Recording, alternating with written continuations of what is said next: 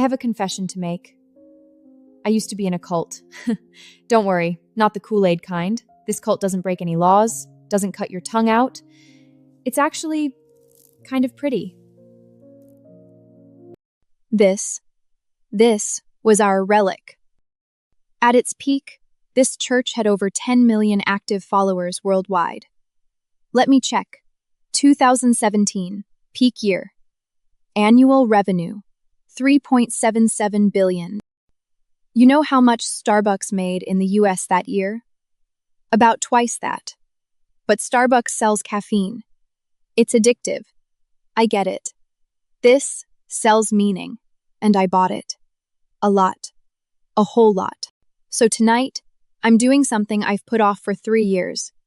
I need to confess.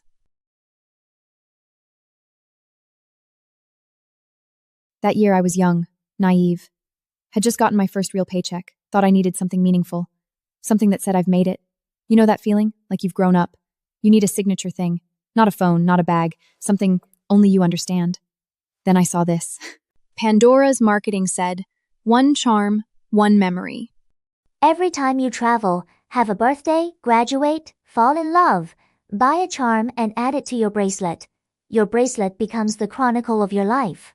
Oh, I like it! I want it! Oh my God, that's not shopping, that's archiving. You know what this isn't called? Marketing. It's called legalized brainwashing. I looked this up later. Pandora didn't invent the charm concept. A Danish guy named Per Enevoldsen did. He imported Thai silver, and he discovered a fatal flaw in human nature. Humans cannot resist things that are collectible, narrative, small, and priced just low enough to feel like not a big deal. Wait, speaking of which, you know how old the concept of stringing beads is? I looked it up. Archaeologists found shell beads in a cave in Morocco, 80,000 years ago. Those shells weren't decoration. They were currency. Prehistoric people used them to buy, I don't know, a chunk of mammoth meat. Maybe a cat. So look, 1 years later, humans are still using little round things on a string as money. The difference? Shells had value agreed upon by the tribe. Pandora charms? Value is whatever Pandora says it is. A prehistoric person traded shells for a suitcase charm. Who's dumber? I think it's a tie. All right, back to the confession. Think about it. Pokemon cards, Funko Pops, blind boxes, charms, all the same code. 1. Low unit price, $25.80. You think, what's the harm in 1? 2. Collection space 19 charms, fill a bracelet. Gives you think just one more to go. 3. Storytelling. This one I bought in Paris gives you think this isn't wasting money. This is memory. This is behavioral economics. As a tiny round ball.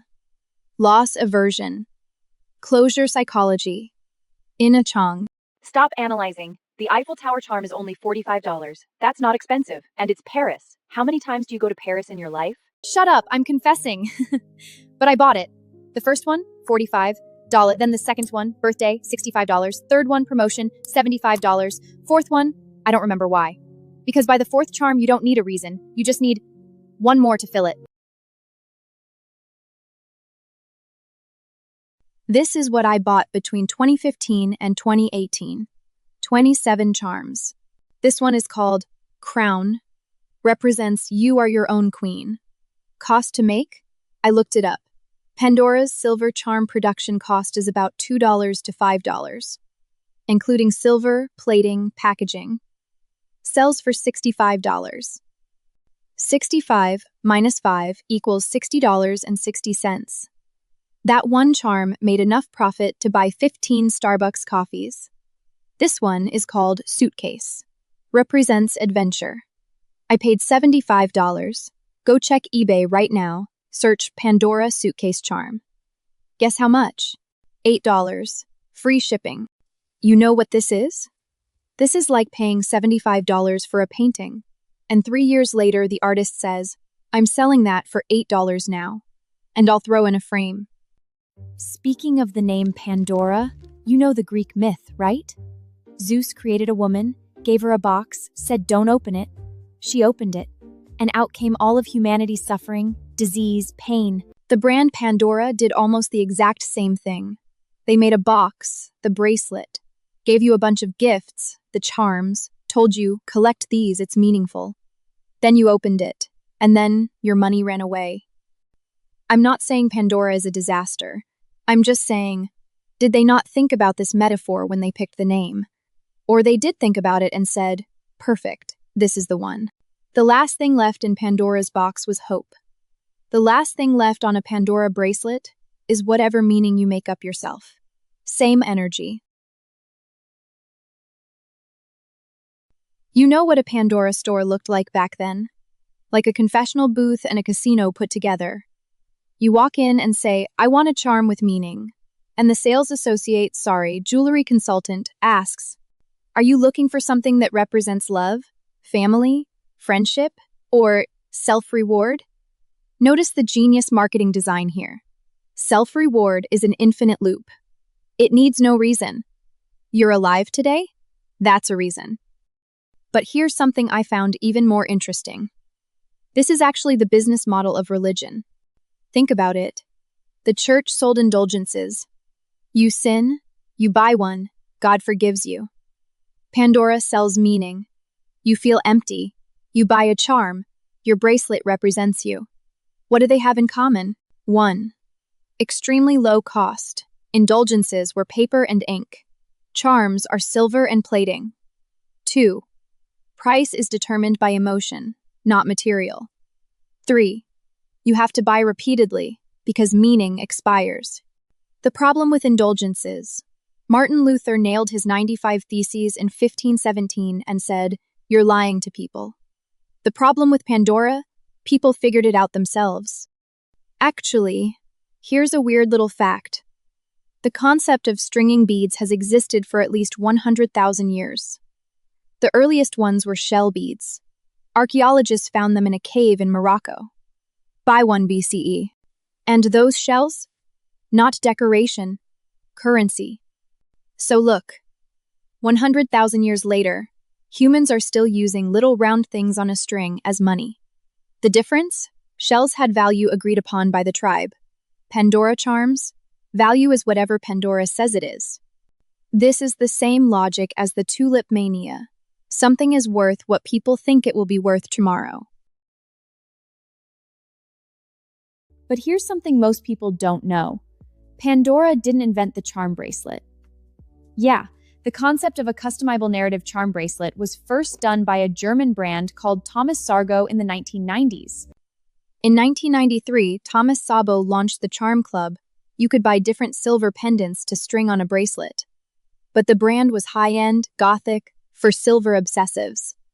It didn't blow up. What did Pandora do? They cut the price in half, changed the story to Your Life, and put their stores on the first floor of the mall, right between Gap and Sephora. This is like, Bitcoin. Satoshi Nakamoto invented the blockchain. But what made Bitcoin blow up? The exchanges, the marketing, the digital gold story. Pandora wasn't the inventor. Pandora was the missionary, the most successful kind. You know how random the meaning of these charms is? I did a test. I took the same charm, birthday cake, and looked at the official description and a Reddit user's description. 3 completely different versions. The official description, celebrate another trip around the sun. eBay seller. Used, minor scratches, $12 OBO. Read it user, my 23rd charm. This one represents another year of being alive, I guess. Same charm. 3 narratives. Which one is real? All of them. None of them. Meaning is a coat of paint. You can put it on, you can scrape it off. So how did I leave the cult? Not one big moment, death by 1,000 cuts. 2015, 3 people in my social circle had Pandora. 2017, my coworkers, my college friends, my yoga class, all of them. 2020, I saw a 15-year-old girl at Target wearing a bracelet completely full, like a peacock. That's when I thought, Luxury, or emotional goods, has a fatal law: the more popular, the less valuable. Not price depreciation. It's status signal depreciation. You bought Pandora because it was niche, meaningful, representative of me. When your dentist has it, and a 15-year-old, what does it represent? That you and your dentist have the same taste? I'm not saying dentists have bad taste. Dentists are great, but I don't want to spend $3,000 to prove I have the same taste as my dentist. But the real collapse? 2021. I was moving, found this shoebox, decided to sell some, rent was due. Honestly. Checked eBay. Crown. Bought for $65. Someone selling for $9.99. Suitcase. Bought for $75. Someone selling for $8.50. One store even had buy 5 get 1 free. You know the cheapest I saw for used charms. I saw someone on eBay selling a full bracelet. 19 charms, $1.30, free shipping. 19 charms, $1.30. That's about $1.58 per charm. Like milk. It's fresh when you buy it. Starts turning the second you walk out of the grocery store. The difference? With milk, you can smell it. With charms, you have to wait 3 years and check eBay. I looked up that seller. She wrote one line in the description. I loved these once. Now I need to pay rent. When I read that, I was quiet for a long time. Not because she needed to pay rent, because one day I could become her. All right, moving on. That Paris Eiffel Tower story? I made it up. I was in Paris, but I bought the charm at the duty-free shop at the airport. Because it was raining, I didn't want to ruin my bracelet. So what does that charm represent? $45 because I was bored at Charles de Claude? That's not a memory, that's consumerist path dependence. Then I looked up Pandora's stock price. At its peak in 2016, Pandora's stock was around 600 DKK. By 2021, the lowest it got was 200 DKK. Down 2/3. In 2023, they did a brand refresh. New logo, new store design, new ambassadors. But the 2024 earnings report, revenue was down nearly 40% from the peak. You know why? Not because Pandora did something wrong. Actually, they did everything right. They successfully made charms into something everyone has. And when everyone has it, it becomes something no one wants to buy anymore. This is capitalism's ultimate black joke. You won the market, but you lost desire. So, where am I now? I still have this bracelet. These 27 charms. I didn't sell them all, not because I think they'll appreciate, because they do remember some things. This crown, the day I got promoted, sat in my car, couldn't believe they gave me the job, went to the mall, bought the crown, felt like I finally became something. This one, my first solo trip abroad, not for work, truly I decided I'm going to Italy by myself. I bought it in Florence.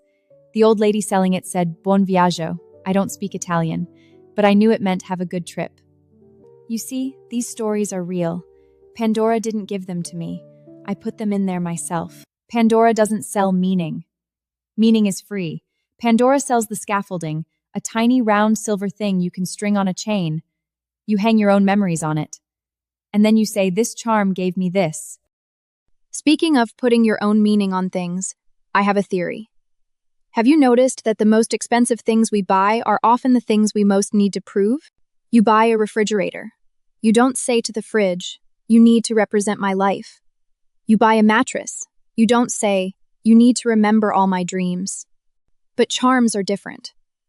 The empty spaces on a charm bracelet are a psychological trap. Every empty space asks you, who are you? What have you lived through? What are you missing? This isn't selling jewelry. This is selling a blank check for self-identity. It doesn't care what you write. It only cares that you wrote something. I filled mine with, I have money. Then I realized I didn't have that much money. So do I regret it? No. $3,000 for 27 scaffolding pieces? Expensive, yes. Worth it? I think so. What I regret is I actually believed this is an investment. 2015 promotion, 2016 Paris, 2017 breakup, the heart charm.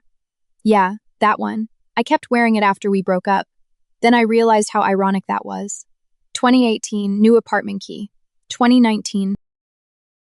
This one is 2020, bought it during the pandemic. Pandora online store, $35? What does it represent? I was really bored that day. You see, even boredom can be strung onto a bracelet. That's Pandora's genius. Their product definition is so broad that anything can be a charm. And the flip side of anything can be a charm is nothing is special. I left this cult, but I didn't burn my relics, because a real cult doesn't let you leave with your memories. And Pandora lets you. After all, charms don't have feet. They can't run away. You know, the Romans had a phrase, res ipsa loquitur. The thing itself speaks. I thought for a long time. What are my charms saying? They're saying, you lived, worth it. I'm not predicting Pandora's demise. They had $2.8 billion in revenue in 2024. They're fine. I just left the church. It walked with me for a while. The toll was just a little high. See you next time. I'm going to wash these charms and turn them into a cat collar.